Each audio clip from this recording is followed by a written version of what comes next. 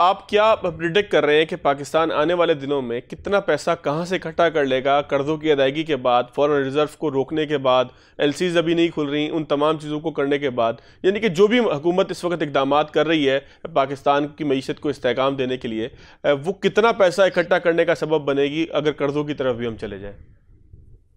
فواد، میرا base case scenario جو ہے وہ یہ ہے کہ پاکستان آئی ایم ایف میں جنوری کے کسی ٹائم پر سینسبلی کوئی معاہدہ جو ہے کرنے کے قریب ہوگا، ٹھیک ہے، اور اس کے بعد ایک بورڈ میٹنگ ہوگی اور پاکستان کو مثلاً $1.2 بلین کا جو 9th ریویو ہے وہ کمپلیٹ کرنا ٹھیک ہے. ہے، This has been my advice to the authorities all along, and it still remains my advice.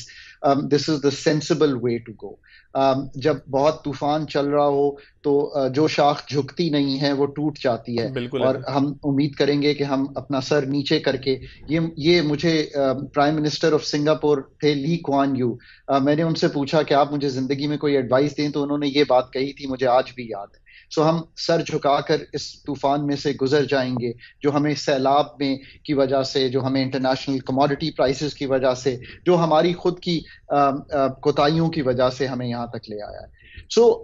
یہ اس میں سے گزر جائے گا. پھر ہم نے، میرا خیال ہے کہ پہلے میں ہمیشہ کہتا تھا کہ $32-33 ارب چاہیے اس سال جون تک، یعنی کہ ایک سال میں ہمیں FY23 جس کو ہم مالیاتی سال کہتے ہیں. میرا خیال ہے کہ کچھ کرنٹ اکاؤنٹ کا خسارہ کم ہو جائے گا، اور ہو سکتا ہے ہم $31 ارب جمع کر بھی لیں تو ہم تقریباً یہاں ہی کھڑے رہیں جہاں پہ ہم کھڑے ہیں.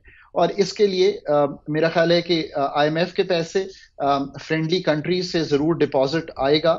I have no doubt to take the government on face value. اگر وہ کہہ رہے ہیں ہمیں رول اوورز باقی مل جائیں گے، کچھ کمرشل فائنینسنگ ہوگی، یہ سب ملا جلا کے ہم، میرا خیال ہے کہ $30 ارب کے قریب چلے جائیں گے. میرا خیال ہے 28-29 سے $30 ارب ہم کر لیں گے. اور اس کے ساتھ ساتھ اپنی امپورٹس کو جو اب نظر آ رہا ہے وہ یہ ہے کہ ہم $5 ارب سے بڑھنے نہیں دیں گے. بالکل ٹھیک، جو مجھے زیادہ تشویش ہو رہی ہے فاد، وہ اس چیز پہ ہو رہی ہے کہ ہماری ایکسپورٹس اور ریمیٹنسز ہرٹ ہو رہی ہیں. ہم یہ پیسے تو ضرور اب ان وسائل سے جو ہم نے آپ کے سامنے رکھے ہم جمع کر لیں گے، پر اگر ہم اپنی مارکیٹ ڈٹرمنڈ ایکسچینج ریٹ کی کریکشن نہیں کرتے، میرا خیال ہے کہ جو دسمبر کا اعداد و شمار آئیں گے تو آپ کو ریمیٹنسز $2 ارب سے زیادہ دکھائی نہیں دیں گی. ہنڈی حوالہ یاد آ رہا ہے رکھیے کہ ڈاکٹر ہم صاحب، خاقان صاحب، ہنڈی حوالہ زیادہ آ رہا ہے یا جو ہے وہ لوگوں نے پیسے بھیجنا چھوڑ دیے ہیں؟